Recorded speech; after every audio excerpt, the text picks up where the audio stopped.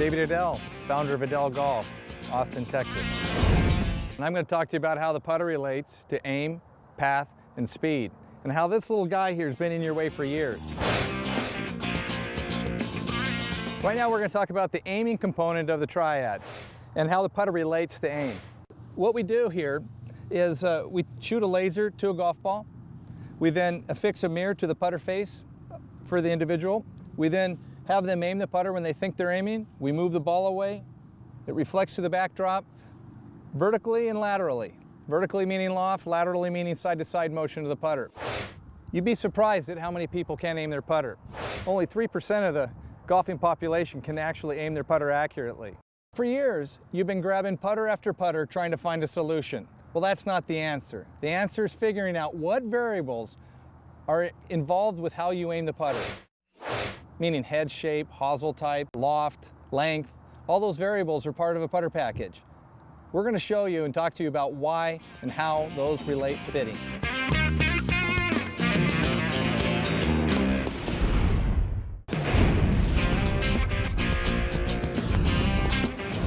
Hi, I'm Dr. David Wright, Wright Balance Golf Academy and Arroyo Trabuco Golf Club in Mission Viejo, California. Another position of balance relates to posture. Your posture comes again out of your core, and your body symmetry is set by a natural angle of your body. That angle is your forearm, 90 degrees to the ground, and that bubble centers on my right. That's going to be my angle, and this is a digital angle, and it tells me that my number is 152. You can easily set your posture by taking a heavy weight, finding your stance width,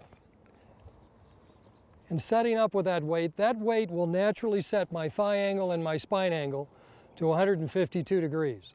Now let's take a look at what this looks like with a putter. If your putter grip fits, this same angle, 152 degrees, will show up in multiple positions. It'll show up down the shaft and up my left arm. It shows up on my inner thigh, 90 degrees to the ground on the right, inner thigh, 90 degrees to the ground on the left, and it will also show up when I address with the right hand. Interestingly, when I look down the line, that same angle will show up in my address position. This putter is fit for length. For this angle as well, you can see it goes down the shaft and up my left arm. It's also the angle of my knee flex at the thigh, and it is also the angle of my spine. This is absolute symmetry, absolute balance. When put together with the proper grip size, both left and right hand, proper stance width, and the right posture, you'll see lines on the putting green and you'll have your best putting day.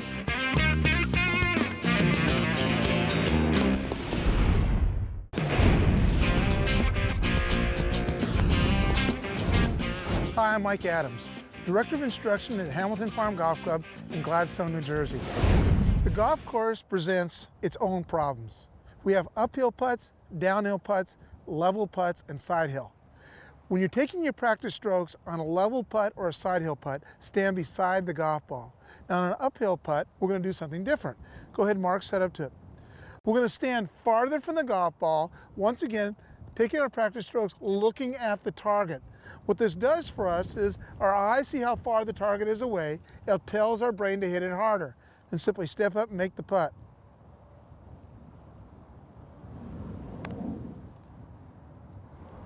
Perfect.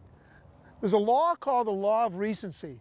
What that tells us is if we do it within 30 seconds of the practice stroke, we will retain that information and do it automatically.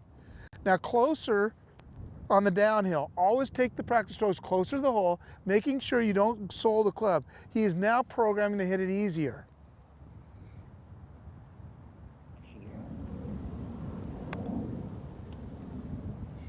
Perfect. If you do this on the golf course and practice the way we taught you, I guarantee you're going to become a much better putter and make more putts.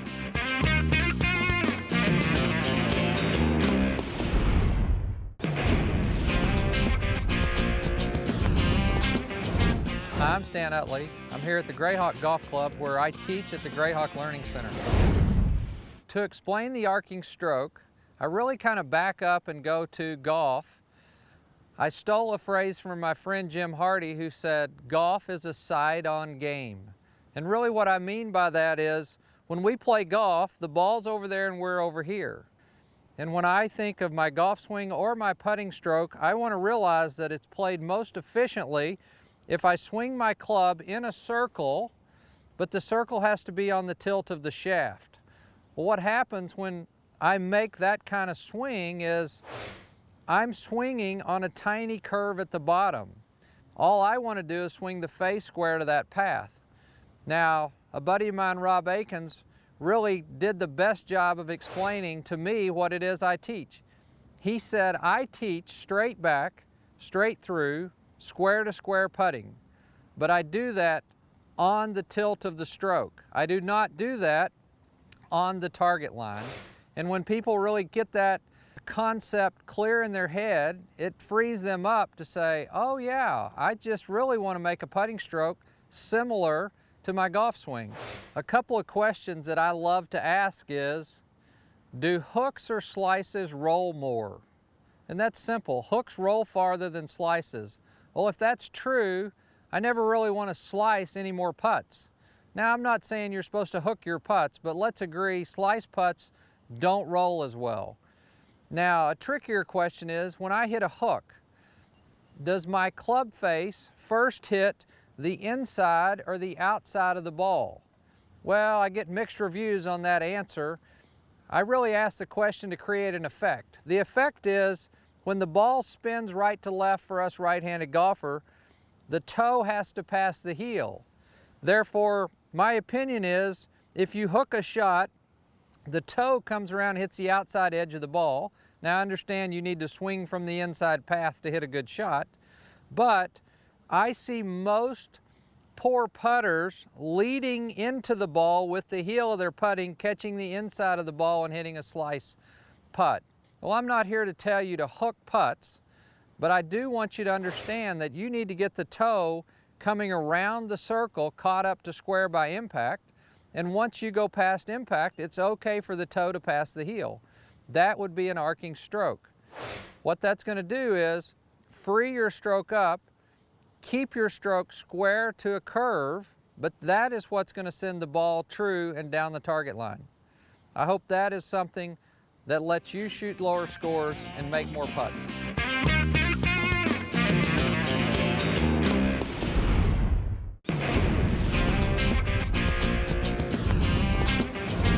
Maggie Will, LPGA Tour player, founder of Get Fit for Putting, Palm Beach Gardens, Florida.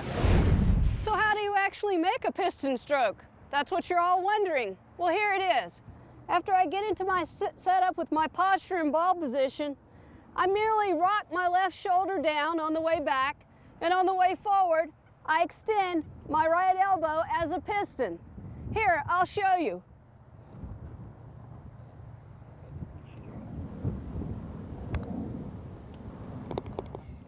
So you'll notice in the piston stroke that by using my left shoulder to get the stroke started and my right elbow is a piston, it was the straightening of the right elbow that allowed me to keep that angle in my right hand and strike a solid putt that went end over end right into the hole.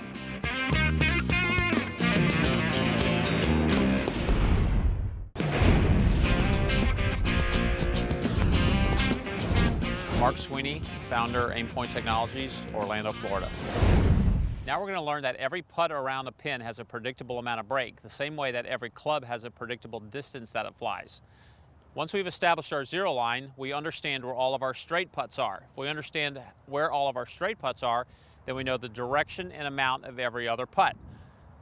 So if we imagine a clock around the pin where 6 o'clock is straight uphill, straight up the zero line, 12 o'clock is straight downhill or straight down the zero line, we can drop our ball anywhere in a circle and predict how much the break is. So if I drop balls 5 feet around this pin and we imagine the clock, we're going to have 7, 8, 9 o'clock, 10 o'clock is now a downhill putt, 11 o'clock is almost back to our straight putt, and then 12 o'clock is straight down the hill. I can use a chart to learn what the expected breaks are. The same way as you go to the range and you hit your wedges to figure out how far they fly, or your 6-iron or your 8-iron, we're going to learn that every one of these putts has a predictable, consistent amount of break. If I use my chart, called an aim chart, and I understand where my ball is, then I can simply look at it and learn exactly what that break is. So for instance, these breaks, this putt is a left edge putt, 2 inches of break, 4 inches of break, 4 inches of break, and back to 2 inches of break again. So no matter where you hit your approach shot, now you can predict exactly how much the ball breaks. It's all based on finding your zero line first and then understanding what position you're putting from. Using your aim chart, you're going to make a lot more putts.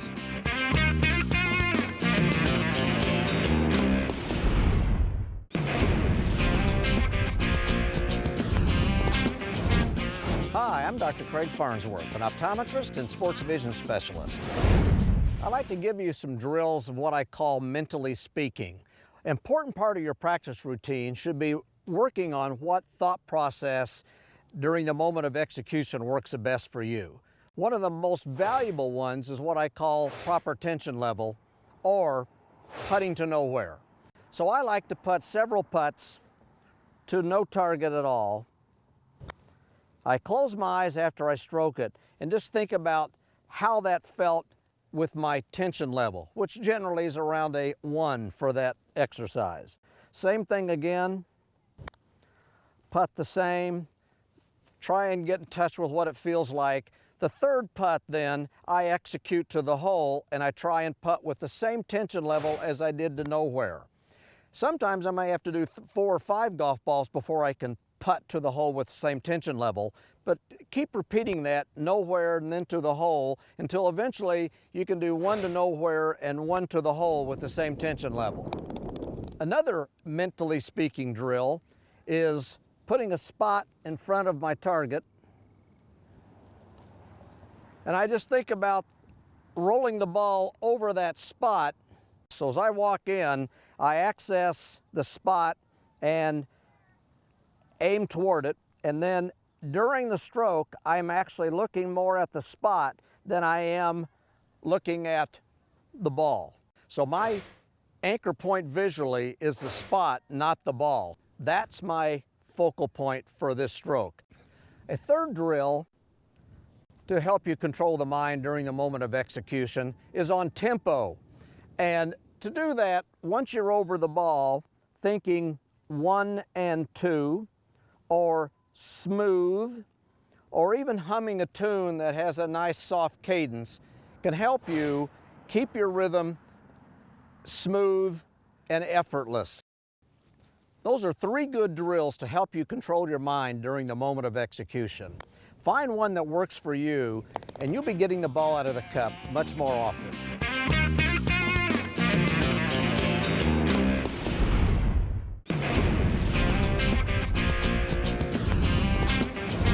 Scott Monroe, Golf Magazine Top 100 teacher, Director of Instruction at Adios Golf Club in Coconut Creek, Florida, and Director of Instruction at Nantucket Golf Club. The biggest complaint I get about the long putters is the students, the players, tour players, they hit the ball too good now. So what we have to do is we have to recalibrate your brain on how hard to hit it. Since you've got all the fundamentals now to roll the ball perfectly, what happens is you'll start hitting it through the break. The ball is going to be moving faster and better with the right amount of spin. So what we have to do now is we have to calibrate our new stroke with our new putter. And the best way to do that is, first of all, to put a couple of tees in the ground like I have here, get set up, and then from here what you're going to do is you're going to rotate back and rotate through. This will be one calibration. As you go longer, you can make different calibrations, but we're just going to start with this one right here. So I'm going to get set up, and it really doesn't matter if you use the body stroke or the piston stroke. I'll get set up normally, and then from here, I'm going to take it back to the back tee, and then take it to the front tee. So I'm ready to go. I go back and through. That's one calibration. That ball just went in the hole at about 9 feet. So that's my first calibration. After I do that for a while, I'm going to take this and we'll pretend I'm looking at you. At the camera is the mirror. I'm going to get set up, find a patio window, a mirror, get set up, and then look at the mirror, and you're going to do the same thing and stroke the putt. So I'll put a ball down, I'll get set up, then I'll look at a mirror in front of me, and I'll do the same thing. What I'm doing is I'm getting my brain to calibrate a new stroke where the ball is going to be rolling better. After I do that, the last thing I do to take it to the golf course is I'll get set up. I've spent some time working with this, and then I'm going to look at my target line. This putt breaks a little bit, so it's not the hole, but I'm going to look right down my target line, which is going to be the left edge of the hole. I get set up. I'm going to look at my target line, and I'm going to stroke the ball looking at my target. This will be the last thing of my calibration. So I'll get set up, look at my target line, stroke it right in the hole. So do these drills. These drills are going to be very important for your new stroke, and once you get the speed, you're going to be putt the best you've ever putted in your life.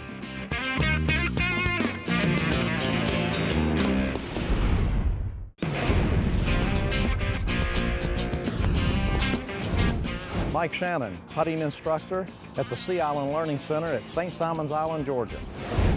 You're a linear putter, so how does a linear putter putt? Well, the first thing you have to understand about linear putting is that linear putting is all about straight lines. The first thing a linear putter should do is read the break of the putt to a certain spot. Now, once that spot has been determined, we're going to create more straight lines. The first thing I'm going to do is I'm just going to put a string right at the spot where they read the break. I'm going to bring this string back right over the top of the golf ball. The other thing is that linear putters tend to do well with stripes on their golf ball, stripes on the putter. Anything that can help create a straight line is very beneficial for a linear putter. So we're going to take the ball, we're going to put it right under the string. We're going to use the line on the putter. We're going to get all of these lines together, and then we're going to putt down this string. Now, one of the most important parts about being a linear putter is being able to read the putt correctly. And this is what this drill here does. If the player hits the putt with the correct speed and the ball goes low of the cup or high of the cup, well, then that player might be over or under reading the break. So by adjusting the string, then with the correct speed, this player should start to see a lot of the putts go in. You're nonlinear. How does a nonlinear putter putt? Well, nonlinear putters putt with their sense of touch and feel. So when they look at a putt, they feel the break. So when reading the break of the putt, a nonlinear putter should first convert the cup into a clock. 6 o'clock being toward the ball, 12 o'clock being away, 9 o'clock being on the left side, 3 o'clock on the right. Now, if we look at this putt, it's very simple to see that this putt's going to go out to the right, it's going to break, it's going to enter the cup somewhere around 4 o'clock. So when a nonlinear putter gets into the address position and sets up, what they're going to do is they're going to put their eyes right on 4 o'clock. Because when a nonlinear putter is looking at 4 o'clock, what they really feel is this curved line coming back to their ball.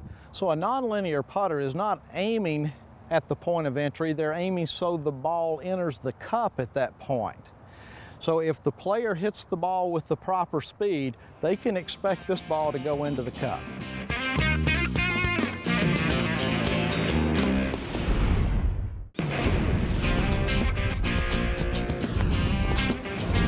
Hello, my name is Marius Fulmalter of Marius Golf. A drill that I've developed to help with acceleration is what I call the wobble drill. Grip the club between the thumb and the index finger of both hands. Take the club back, swing it, and you'll see that this club is in balance. What happens with the accelerational yipper is that they cannot control the acceleration, and it'll look something like this. Once again, between your thumb and your index finger of both hands, swing the club back, and if you cannot control the acceleration through the ball, it's what I call the club will wobble. Go out and practice this drill to control the speed and the acceleration through impact.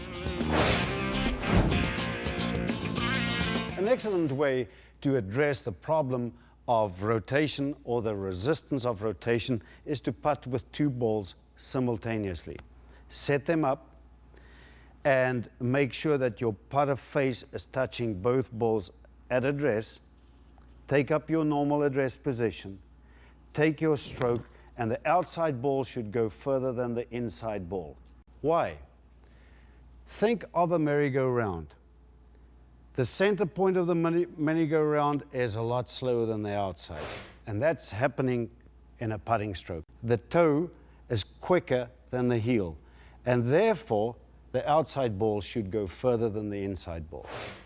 Releasing the club through the ball is the first step to overcome the yips.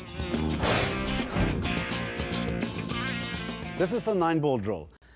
Try this, because I give this to students of mine to help them get a rhythm, a tempo to their pre-shot routine. Help them make that program in the mind initiate. So line them up, address the first one, and make your stroke. Without thinking, step into the next ball and immediately hit it. And next one, and next one, and next one. And do this drill as often as you want, because it'll get you into a frame of mind to initiate that program in the brain, and that'll cure you of the freeze.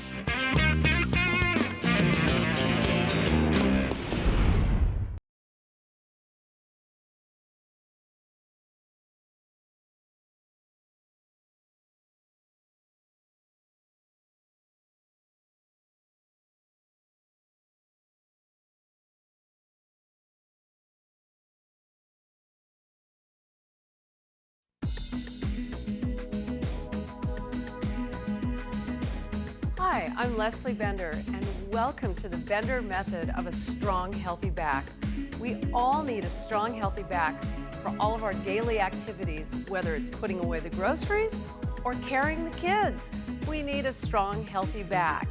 And with a strong, healthy back, we carry ourselves differently.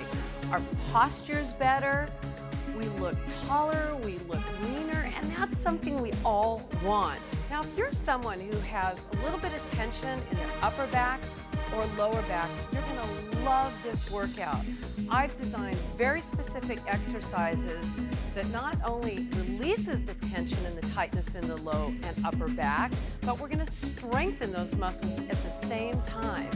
And we're going to do very specific exercises that strengthen the lower abs, that support the back. You know, the stubborn ones that are hard to get to, and you might feel them for the very first time. So you're going to love this program, because included in it is stretches as well.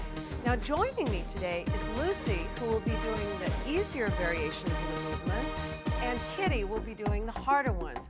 In this program, you're also going to need a handheld. So you want to grab one for some of the exercises we're going to do. Now, remember, work out at a level that is challenging yet comfortable. And if you feel any kind of discomfort at all or tightness, please make sure that you follow the modified version, which Lucy will be doing, or omit the exercise completely. And that's what I mean by challenging yet comfortable. You're gonna love this workout. You're gonna feel so different when you get done with it, because think about the way we carry ourselves. Just kind of stand and slouch for a minute. It's just kind of stand how you normally stand. And we all have a tendency to stand on one side or the other side, and feel where your weight shifts. All right, so if you're kind of a right side or a left side, try to find balance in the center. Now kind of slouch. Look at how you feel and how you're carrying your energy, like you got the weight of the world on your shoulders. And now pull your shoulders back, stand nice and tall, and fill your body with energy.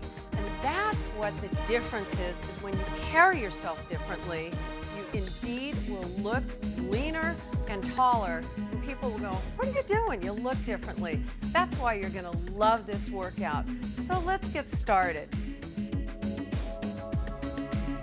Now, what I'd like you to do to begin with is we're going to place the ball in between our knees, because believe it or not, what that does is it really activates those deep inner thigh muscles, right? Okay, you guys ready? You're gonna love this. So what I'd like you to do is just place your hands on your hips. And what you're gonna do is rock the pelvis slightly back and forth. So tuck your tailbone under you, and now go on the opposite direction. Let's do that again. So tuck the tailbone, and now go the opposite direction. And now somewhere in between is neutral spine. And neutral is where your spine is going to be its strongest, believe it or not. Now from here, what I'd like you to do is just give that ball a little squeeze. Feel as though the bottom of your pubic bone is the bottom of the elevator, and your sternum, your breastbone, is the top elevator. As you squeeze the ball, feel as though the elevator is coming all the way up to the 10th floor. That's a little drastic. Now relax it down to about the 5th floor. So that's where you're activating that deep core muscle, those lower abs. So let's do that again. Think about pulling the abdominals in and growing taller. Now squeeze the ball and release it. Squeeze, release. And again, keeping that activation right in the core, about 30%. 4 more, and 4, and 3, and 2. This is our last one. Good. Grabbing the ball out from underneath your knees. We're just going to do some exercises specific to warm up the low back. So I want you to stretch forward and up. Nice and fluid. Reach forward. Abdominals are drawn in and up. Now make sure the weight is in your heels and up. Slight bend of your knees. You're just doing a very gentle warm up, and lift. 2 more times. Reach forward and up. This is our last one. And this time I want you to just stretch it, reaching through your fingertips through the ball. And now go ahead and curl your spine up nice and easy. I want you to swing the ball to the right. Just swing, swing. Now easy, little body flow, side to side.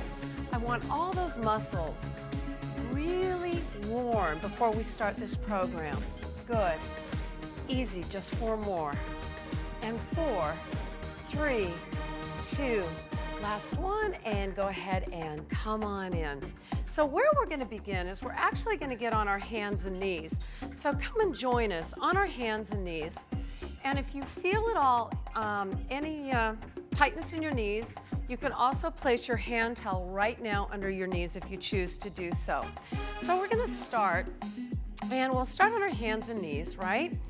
And we're going to talk about a cat-cow stretch, all right? This is a great stretch because what it does is it really works the lower back muscles. So what I'd like you to do is go ahead and round your back, dropping the head down. Breathe deep into your abdominals. Now go to a flat back. Let's do that again. And round all the way up. Good. And now go to a flat back. Now this time, as you round up, I want you to take your attention right about the base of your tailbone. So think of dropping the tailbone down and feeling a big stretch in the low back. What's happening to your abdominals right now? You're pulling them in deep. Now go back to a flat back. Now this is going to sound funny to you at home, but I want you to visualize a pregnant cat. So what's going to happen here is the spine is long. I want you to allow your abdominals to relax. Now, as you draw them back in, think of a greyhound. You know how a greyhound has a beautiful scooped belly? Now go ahead and relax your abdominals yet again. Now pull them in deep. Those muscles are known as the lower abs or transverse. Let's do that again. Think of a pregnant cat and draw your abs in. Now Kitty is going to actually arch her back and show you what I don't want. So that's an arch back there. That's what you don't want to do.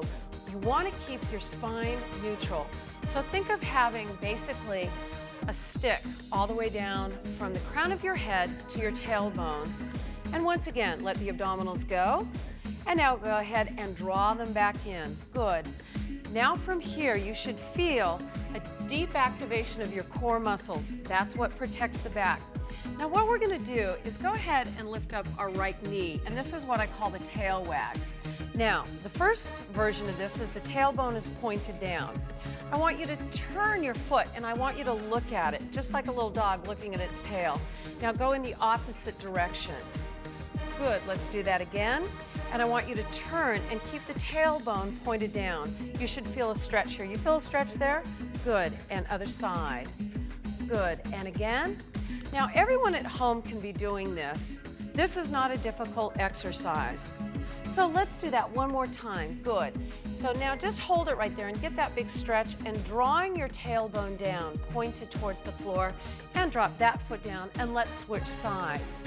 Now go ahead and lift up the other side, and what you're gonna notice is which is going to be your tighter side, because that one we're gonna come back and do again. So go ahead and turn and look at the foot, and now go in the opposite direction. Good, and again, go ahead and twist. Now, if you're feeling this a lot in your oblique muscles, that's a different variation, but I want you to feel it more in the low back. Good, and come back to center. Now, whichever side was tighter on you, I want you to do this side again. Ready? So pick your tighter side, and let's do that exercise again. So you twist and you turn, and you look at the heel of the foot. Let's do that 2 more times. And twist, and turn. Good, very last one, and twist, and turn. Fantastic. Let's take it back to child's pose. So reach on back and stretch the low back. How did that feel, you guys? Did you feel a nice stretch in your low back, especially right here? And that's, generally speaking, where you might feel some tightness from standing all day or daily activities. Now this next exercise, you're going to need your towel. So what I'd like you to do is go ahead and take your towel and go ahead and roll it up, and I call this the burrito exercise. What I'd like you to do is just have it about this width. Placing your forehead on top of the towel, what I want you to notice is where the bridge of your nose lands on the towel, because our goal in this exercise is to lengthen our spine, and that again is something we all want. So go ahead and lie on down, guys, and place your forehead on top of the towel and lie on down onto your stomachs. So the elbows are going to come to the side, and what I'd like you to do is make sure that your bum, your glutes, and your hamstrings are completely relaxed. Now, if you don't feel this the very first time, I want you to practice it. What we're going to do is take a deep breath in through your nose, and as you exhale, I'd like you to pull your abdominals, or theoretically pull your abdominals off the floor. Feel as though there's something really hot under your belly. And we're going to hold our abs in nice and deep, right up in through here, so that you feel this deep contraction. You feeling that?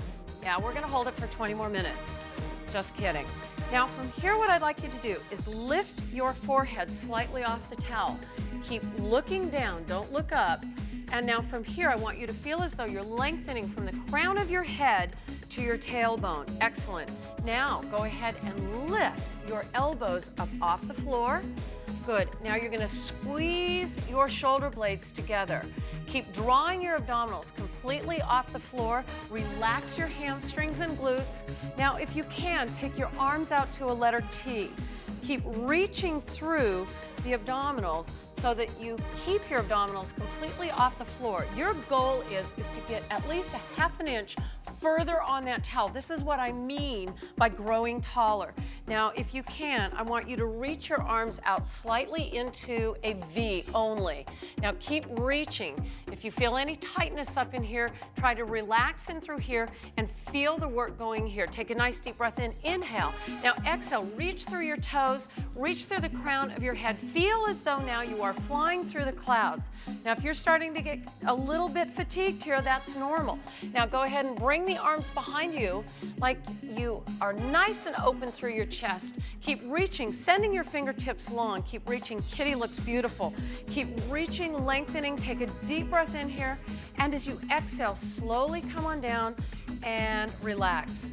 Now, you should have moved a little bit off that towel. You should have gained at least a ½ of an inch.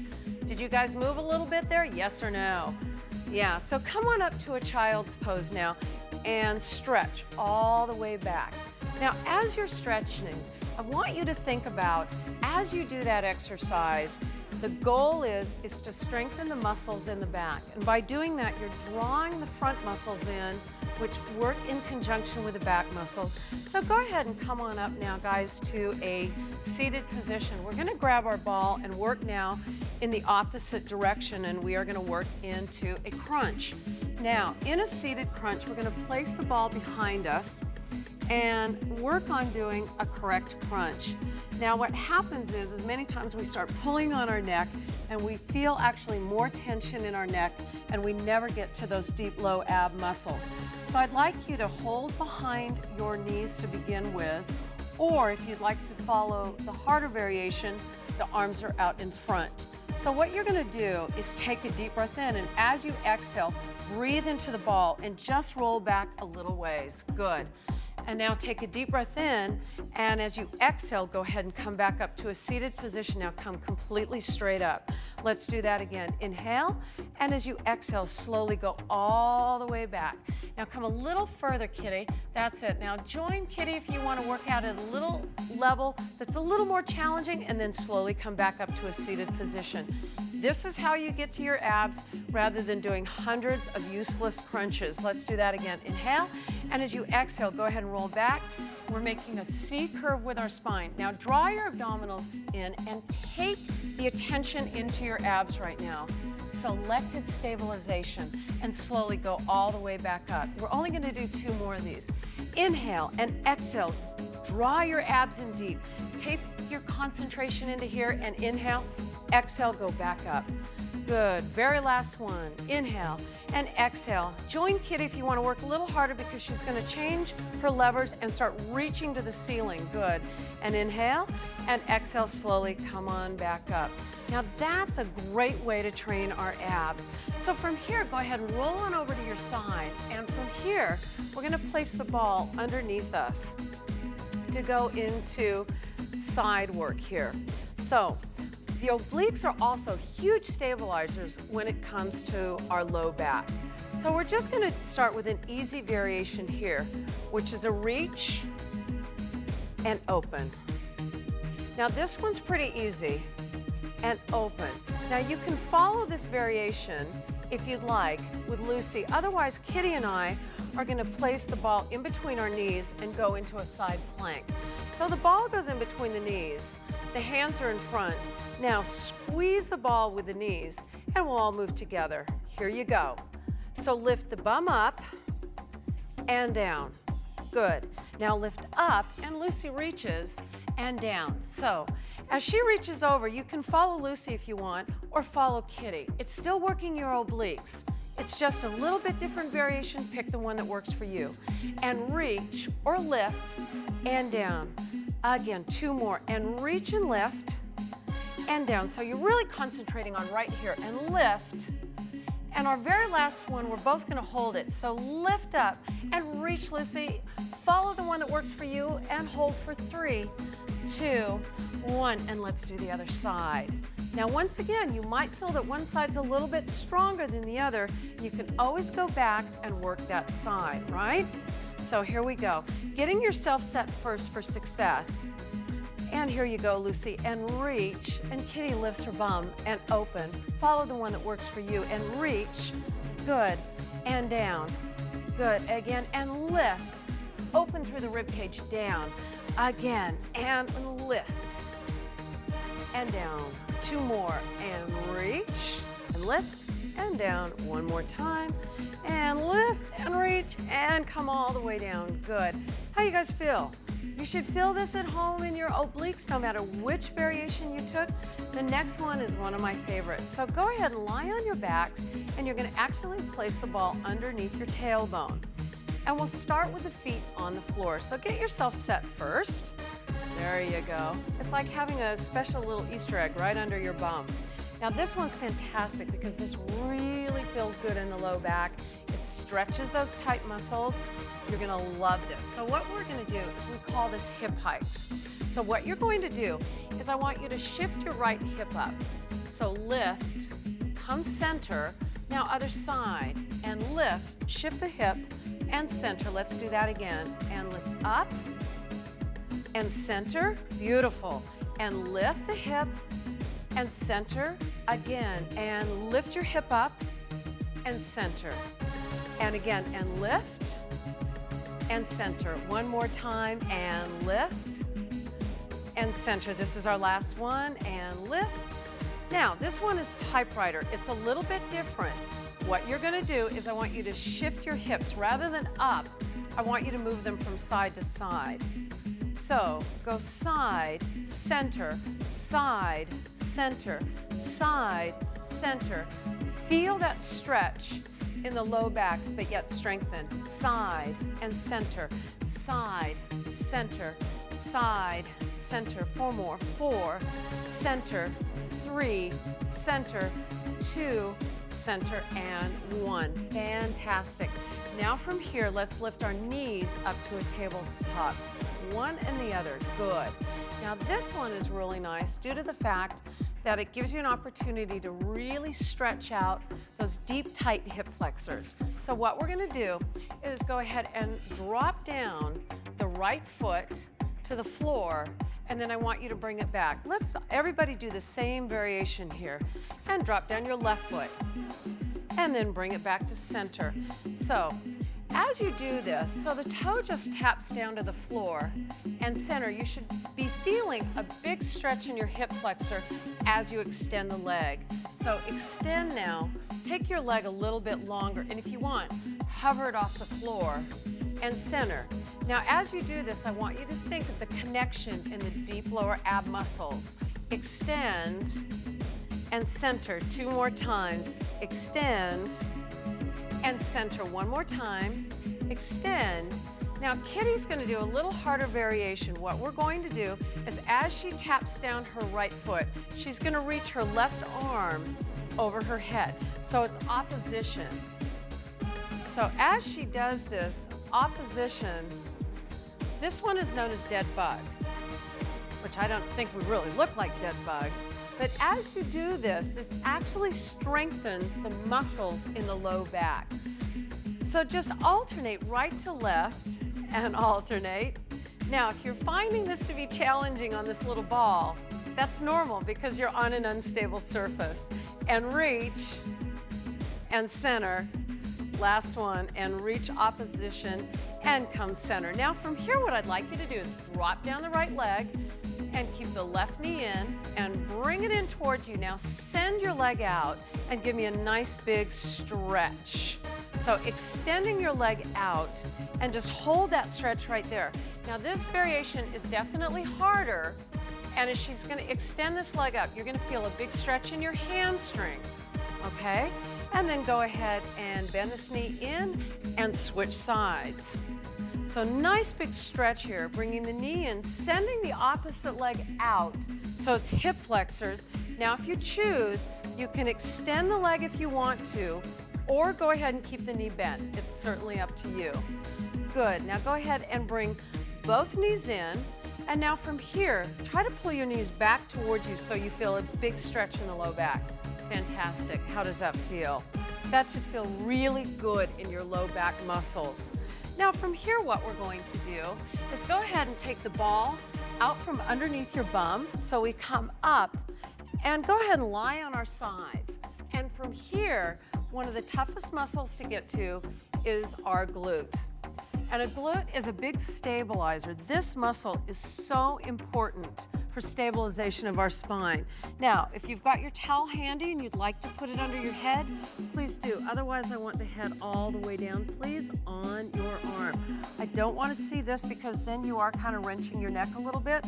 Come all the way down. Let's lift up this top leg. Now, this is the most important thing about this exercise, is go ahead and bring the foot in front. Now flex your foot, and I want you to turn your toe down as though you're dipping your toe in hot water. So what you're going to do is tap down and lift up, nice and slow. Tap down and lift up.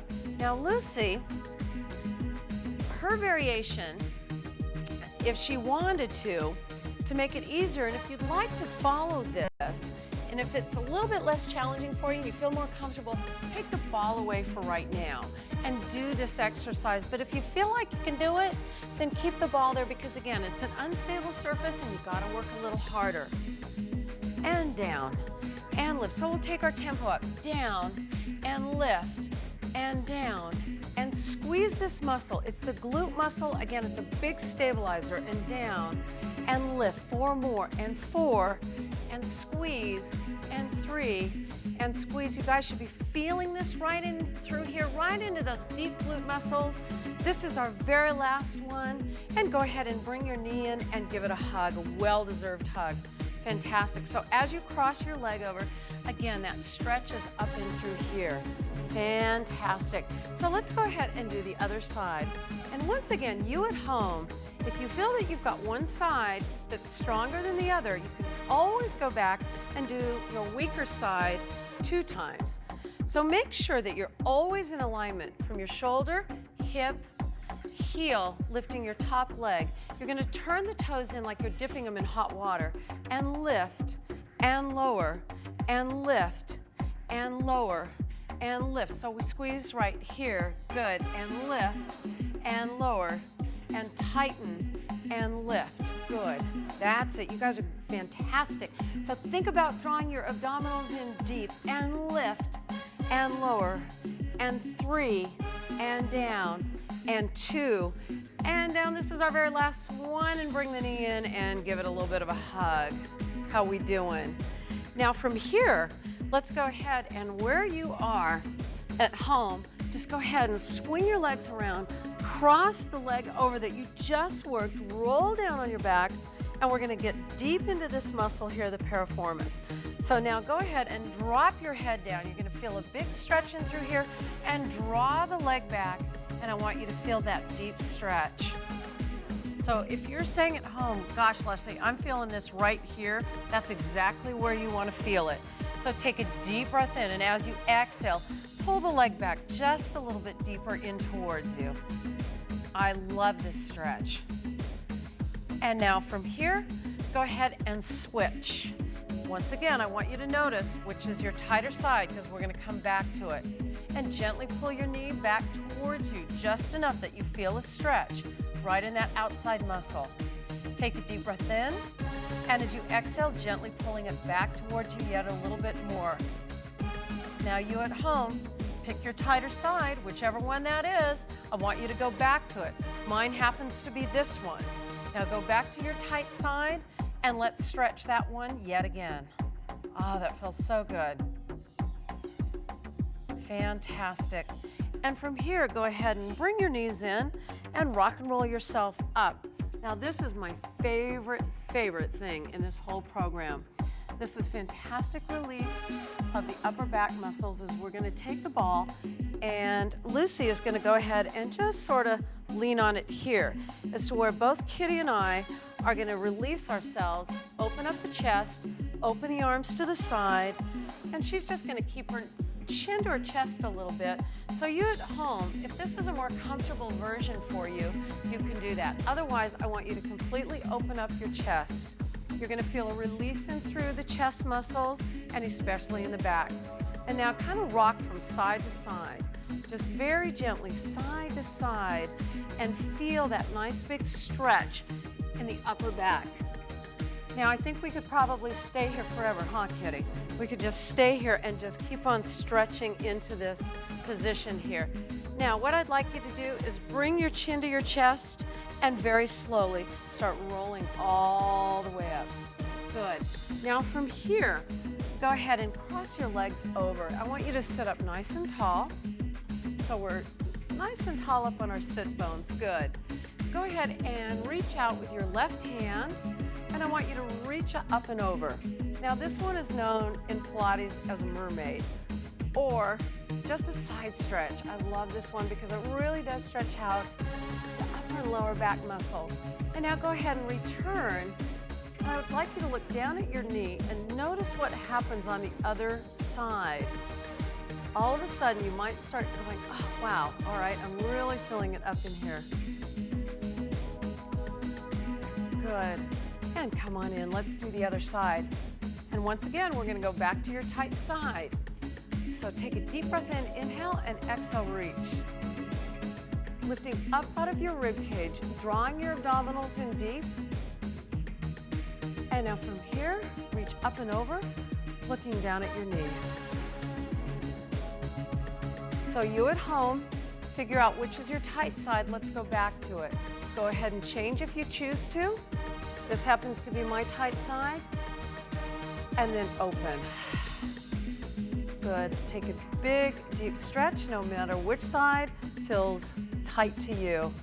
And then go ahead and come on up. And we'll take the ball in front of us into child's pose. So the hands go on top of the ball. And what I'd like you to do is scoop your belly, just like that greyhound again that we did in the beginning. And just go ahead and reach forward. Gently press into the ball, opening up through your shoulder blades. So there's a nice big release in the upper back. So let's roll up with an inhale, like you're smelling a sweet rose, and exhale, sitting back on your heels, and give me a big reach here. And slowly come up. Go ahead and keep one hand on the ball, and you're gonna reach up and under and thread the needle. So you're reaching and looking through and opening up your back. And if you wanted to modify this, you can also come up a little bit on your knees. And this should feel like you're getting release and tension out of your low back. Let's come to the center and go to the other side. Looking up underneath our armpit and reaching to the ceiling, feeling each muscle lengthen. And then slowly come back up. Go ahead and tuck your toes under you. Place your hands on top of your thighs and roll all the way up. Now what I want you to notice is, how do you feel right now? Do you feel different than when we first started this workout? Do you feel taller? Do you feel like you're more relaxed? The tension is kind of moved out of your back and you feel those muscles are active? That's what I want you to feel. And if you can carry yourself this way in all your daily activities, no matter what they are, you'll feel such a change in your body. And people will notice, wow, you look different, you're taller, you're thinner. Thank you so much for joining us today in our Strong, Healthy Back. And I look forward to seeing you again.